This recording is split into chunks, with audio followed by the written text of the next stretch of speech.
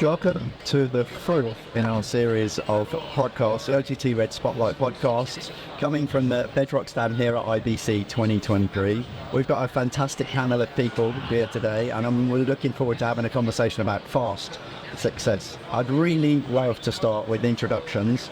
If you could introduce yourselves, what you do and what your posture is on this topic, that would be a fantastic start, and then I can ask you some probing questions to see what our opinions are on this. Marion, would you like to start? Thank you for having me. I'm Marion Ranchet. I'm the founder and managing director of the local life consultancy. Essentially, I help companies get in business in Europe. And that means also lately getting into fast. And my angle on this is that it's been a major success in the US. And there's a lot of lessons to learn from that, but I think that the success in Europe is going to look very different, and we'll be looking at very different stakeholders making a move there. And I'm thinking broadcasters, pay TV operators. We can discuss that at length a bit later on. I'm sure we will, Marion. Tung from Bedrock. Yeah, I'm Tung Tran-Quang. I'm the director of AVOD and AppSec strategy at Bedrock Streaming. So I'm in charge of make sure our clients can monetize inventory, whether it is VOD, SVOD, AVOD, and also fast channels. And I'm also in charge of the marketing inside of every ad tech subject with lots of fast subjects. That's a lot of subjects. And Linette?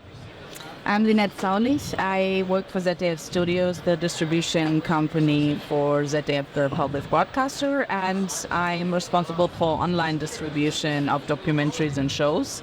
And Fast is the newest thing on the market. Actually, it's not that new. It's been around for quite a while.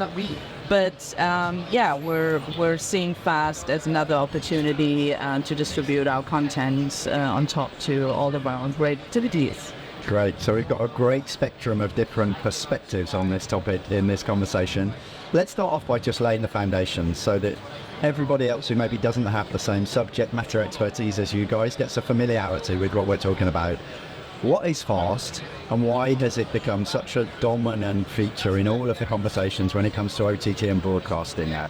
I'm super excited to see if we're going to answer this question today. Me too. So I'll take that one. So free ad-supported streaming television. So that's what the acronym means. But there's a lot to unpack there, right? So essentially, to me, it's linear TV in the age of streaming. And what matters is that it's free. So there's been a lot of discussion, AVOD, fast, everything that I think the boundaries, the borders of each are actually merging a little. And it doesn't matter, because what matters is what the consumer wants to do. And what the consumer wants to do is to have a lean-back experience. And I think that's one of the reasons why it's grown like that. During COVID, I think people tend to forget that this boost is coming from COVID. Prior to that, 2014 to 2019, was growing, but not at the same level they are now. So some sort of a boost happened, and we had time, and we were also, I think, sick and tired of looking for something to watch, and we're happy to have someone entrusted to offer us, the best programming at any one time. Yeah, there's so many different levels to that, isn't there, with subscriber apathy and all of that sort of stuff. Tom, what's your posture on it? What would be your answer? On this one, it's also a way to create new revenue streams, I would say, because as you know, the SVOD, there was so much SVOD explosion, that sometimes people get SVOD fatigue. SVOD fatigue in terms of subscription has a cost, inflation, and the fact that you can spend maybe 15 to 20 minutes not knowing what you want to see. There's so much services. So at the end, I agree with Mario, it's a lean-back experience. They know to get through the channel or the content they know, or they're comfortable with, getting How I Met Your Mother, 24 hours. I can spend all day on it. Yeah. No? I could too. Yeah, I love it. Same here. Linette, would you have a different way of describing cost, or maybe a nuanced perspective on what the guys you already said? When it comes to fast, the lean back experience is basically linear TV, which is no news. But the big difference between the fast channels and the traditional linear TV channels is the way it's scheduled. So in my opinion, the scheduling doesn't really care about a time slot anymore as the traditional TV channels do. It's more of a mood you serve your you're watching on your TV, you want to watch something niche, some single IP, and then you just click on it and you don't really care about the episode that's showing, but the topic that's going to serve you. Okay, so that's what it is. We've got similar but nuanced perspectives on it, but we seem more or less to be on the same page. Why is it taken off so fast, if you excuse the pun? Why has it come into the Pun news? intended. Pun intended, yeah. You mentioned COVID, Marion, but the momentum behind this topic has continued. Is it becoming more prevalent? Is it becoming more of a static feature in the spectrum of different provisions?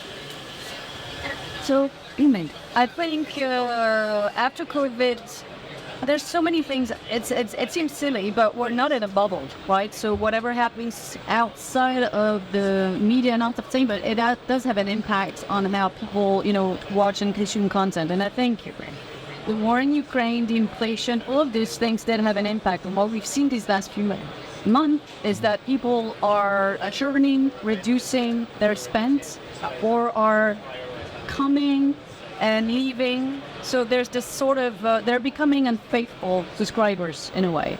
And also there's so much, right? So in the US alone, you have over 300 different services. In the US, I think SVOD stacking is around 6-7 subscriptions. We're not seeing that in Europe, it's closer to 3-4, and it really depends on the market. And so people are looking for additional ways. I think they're still craving great content, and they're looking for, nice on the wallet, other opportunities to watch content. And so I think that heavily, and also like anything, because the likes of Netflix, Disney are looking for more pockets of revenues and more pockets of subscribers. They're getting into ad-supported, so they don't do fast, right? It's not a linear experience.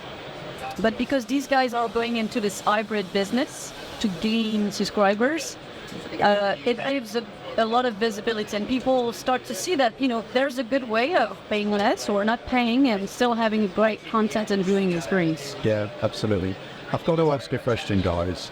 It feels to me as though in the evolution of broadcasting and the way the pendulum swings, fast is a fancy label for everything that we grew up with in terms of the way that we always consumed TV. I hope I'm not saying something too contentious there, but I think we probably already recognise the characteristics of it. But what's different? There must be something different from a technology perspective, but up in the scenes that didn't exist before. I would say, technology-wise, I would say it was always there's a cost about building the channel, a broadcast channel, but fast, make it much more, I would say, less complex, typically because you are not relying on direct, I would say, but much more building playlists of content that I would say already existing into a bot context, So it's just a matter of rearranging, building playlists, putting advertising on it, and let it syndicate on all the platforms. So it got become very industrialized very quickly because everything was already there, from the setup of the playlist to all the forwards, So it just a matter of then for the setups, actually from a revenue point of producer, they know they can build pre-roll and mid-rolls, like on the live or on the fast, etc. So it's easy now to deploy that, and there's so much technology behind it to deploy that in the easy way. To syndicate is one thing, to develop a list, and how it's syndicated across all the major cast channels. This is the thing that interests me, a lot of these topics have got generic themes that run through them when it comes to OTT, and for me, from a technology perspective, the fact that there is so much potential to personalize viewing experiences now, not only for the benefit of the viewer, but also to the benefit of the advertisers in terms of which market are we targeting, which eyeballs do we want to reach. How advanced are we in terms of not only how that technology is being used, but, how, for example, ZDF is actually thinking about embracing that so that the right people are targeted. Are we at the thin end of the wedge still, or is that being maximized? I would say there would be a first step, of course, of one single, I would say, playlist. I think even from that you can get personalized advertising, of course. Yeah. But of course, the next level would be to have the playlist dedicated, really personalized plays. And since you are, doing really a stream, it has a cost to build a personalized stream. We're not talking about a playlist like you just placed. It's when you just putting a button behind another. This is really the technology behind it, and it's become much like it has no more cost, to do that. But that would be the next level because the technology will be simplified and it's a question of scale at the end, Yeah, absolutely. Linette, from a studio perspective, what's your perspective on, these topics, and where does your head go to when it comes to I have to admit it's a little so since we're a public broadcaster, I can't really go deep into that advertising topic, but from a reach perspective, it's really interesting. As ZDF Studios, we're allowed to help ZDF, the broadcaster, gain more reach, which I'm in a pretty lucky position to do that. And when it comes to the fast channels, we gain the knowledge that we actually reach people who don't watch linear, the traditional linear channel, and also not the catch-up service, which is a big one, ZDF, the biggest one, to be honest. And so when it comes to the reach, we gain. And when it comes to the viewer experience, I think the difference between fast channels and the traditional free TV channels we have in Germany, I can only say that from the German perspective, it's much more convenient to watch fast channels because you have short breaks.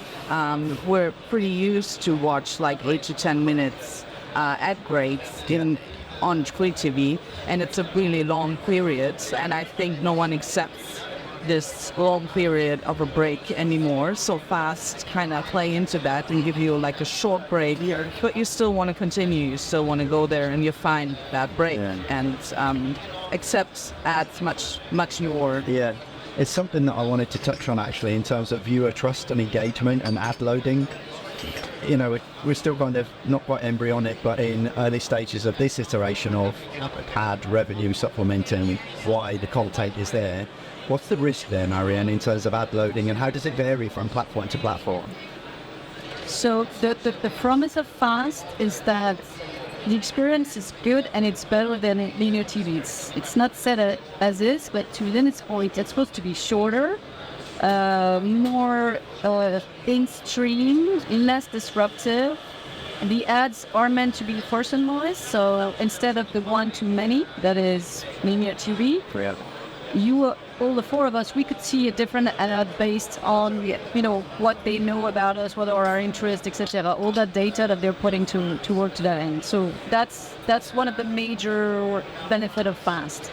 In terms of the ad load, if you want to keep that promise, well, then you don't want to go overload, right? So what we're seeing is that most platforms are in between 4 to 8 minutes per hour. It really depends on the market. It depends on the platform. Yesterday I did a panel and we had Tubi, which was great because they're in the US and they're not that often here. And these guys have one of the lowest ad loads, between 4 and 6 minutes, which is, just to give you an idea, this is what HBO Max does with the ad-supported portion, right? So it means that for a free streaming service, they have something similar to what an ad-supported premium service does. So an HBO is playing very carefully because people are paying. So this ad load thing is big. And so what they were saying is that they're actually even able to play with the ad load at a channel level, not necessarily at a user level, but they can bring that much personalization, and so they can test what doesn't, and play with this ad tolerance that Linette mentioned. So yes, you want to generate revenue, but because it's free, people are going to be very disloyal, so they can come and go. Yeah, absolutely. So you don't want to mess with the ad experience, and so I think a lot of, testing, and Tom, I don't know what you guys do in that space, but yeah, I would say that's the right way to go. The moment we start going over 8, and it's mid-roll and all of that, I think we'll get in trouble. And we may do that for the sake of making money, but I think that would be an industry challenge to go down that road. Tim, before you answer that, I want to bring another dimension to it, because what you've just said, Marion, it kind of makes me lean towards the fact that, in a subscription model, the people generating the revenue for the business are the consumers. So, that's the customer. in a conventional business model. Actually, the customer here are the organizations paying for the ads, right?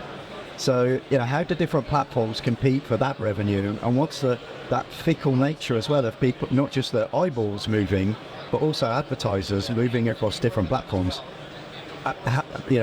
Unpack that for me, Tony. Of course, there's business rationale behind it. I think there was when the HBO Max, there was some articles maybe 2 years ago saying that at the end, the HBO at tier, the average revenue per user was higher. And in fact, Netflix has shown again that the RPU is higher than the subscription one. Okay. So, and also it was a good move for Netflix to do that, just to make sure that stakeholders are happy. So, and of course, there was a demand from the advertisers to get that inventory at a certain cost, of course, but getting those eyeballs, it's an opportunity for the advertisers to get the eyeballs that they don't have anymore on linear. Yeah. That was what Anil was saying, right? So you're trying to serve and be where people are as much as possible. And so if those TV viewers are on FAST, as an advertiser, you have to be at the FAST, right? And we know that linear channel skews older. And so one of the hopes, I don't know yet if it's confirmed, is that advertisers and brands can actually reach younger audiences. I don't know, because I'm hearing from platform that who watches is pretty much the same people who are watching traditional TV. So I wonder, I don't know what type of insights you have. We see that the average, I can't really tell where the data comes from, but we see that the average FAST viewer is younger than the traditional TV channel viewer. And also from a content perspective, FAST serves a niche and a need for the editorial departments of the content owners. Okay. Because basically you can make brands visible that tend to go lost in the huge offers all the SROT and also the catch-up services have. Because you can't make everything visible. There's so much good content out there. And with FAST channels focused on one niche or one brand, one genre, you can make content visible that would be lost otherwise. Is there the potential for the organisations advertising to be more innovative in this mode and this model than the traditional linear type adverts, or is it the same type of content? It's the same type of content, but meet together for a nice experience. If you're interested in that kind of content, you just want to watch the FAST channel and you lean back. But also, it's interesting for it's kind of lost where I wanted to go. It's good for the editorial departments to put out their brands, but also we're happy to be able to deliver really known brands and good content out of the traditional infrastructure to new reach. Yes. Is there a consensus at this table that the advertisers are actually getting the depth of value that they should get from the advanced technological depth of advertising on FAST? Yes. This is what interests me.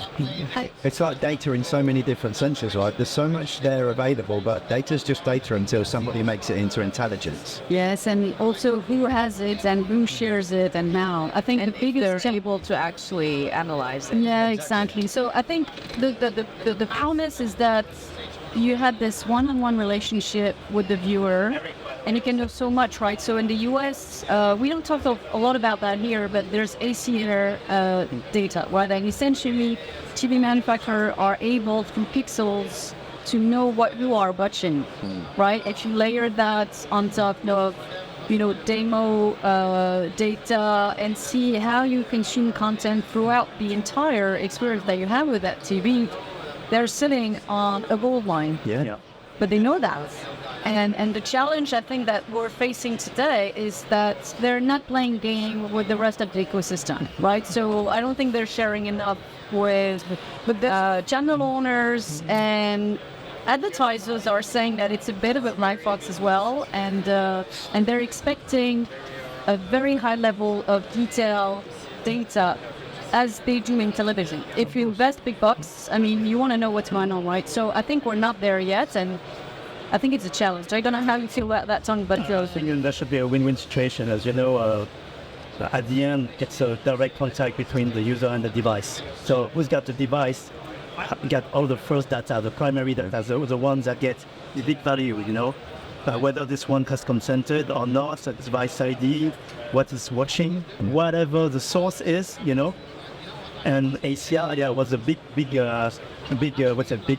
names in the last 2 years. And I'm just taking Samsung, you know, they got really the big, I would say, how do you say that, the hand on it, you know, and they have the whole ecosystem, I would say, ad tech ecosystem to value that. Yeah. And I would do some name dropping, but you know, I just signed with Renew that can check with Publica. We actually the ad server is the first entry point to the inventory. And from that, they then connect to the DSP, so the tool that buyers can access the inventory, using all the data coming from Samsung. They need to value that. Yeah. Okay, and as you know, it's not enough, and you need to make sure you have, let's say, locals, sales house that know the agencies.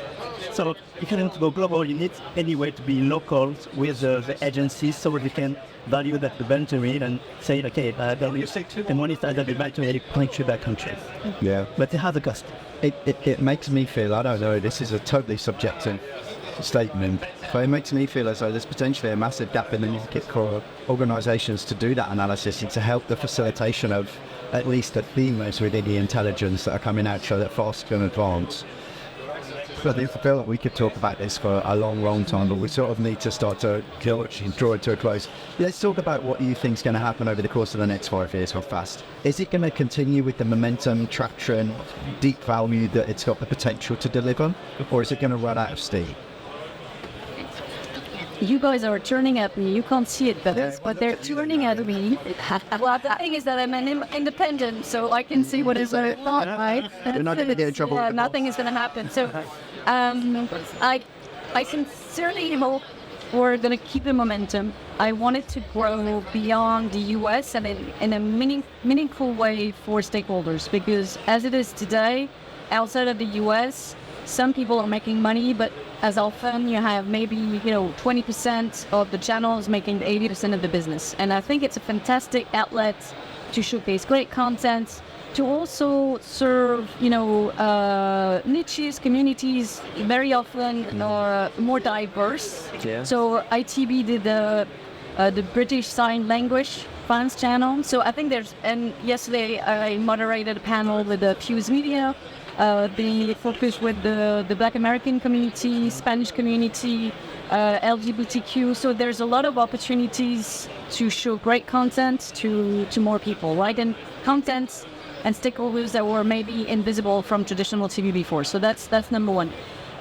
In terms of what we need for that, I think I'll speak about Europe because that's my game. But I think broadcasters and pay TV operators are going to be instrumental. So we're seeing broadcasters invest, and one of your clients, NSYS, already has a couple of fans channel on top of their linear business. And I think that's super interesting. So we'll see a lot more of that.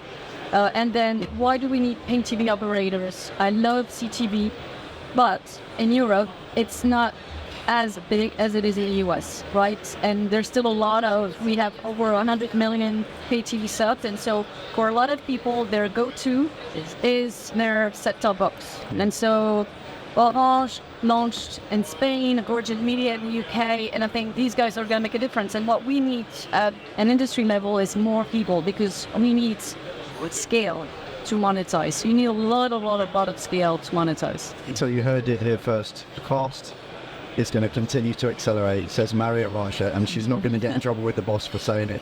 Tung, what do you think? My guess is really regarding, there's so much, really depends of content providers, but there's so much fast channels. I was thinking much more of, some kind of rationalization of fast channels. Only the one with the biggest ROI we kept alive. But I really think about niche, because if you're talking about niche, you need really segmented populations. Yeah. So it means higher CPL, because you know those audiences. Absolutely, people pay premium. You pay premium for it. Yeah. So I think a seller or buyers is going to advertisers. Yeah. We would be willing to pay a higher CPM for this kind of audience. So it will make much more bigger ROI for the content providers at the end. It makes so much sense to me. We didn't even really get into the ROI type of conversation in this way. Maybe that could be part 2 of the podcast. Linette, wrap us up. What do you think?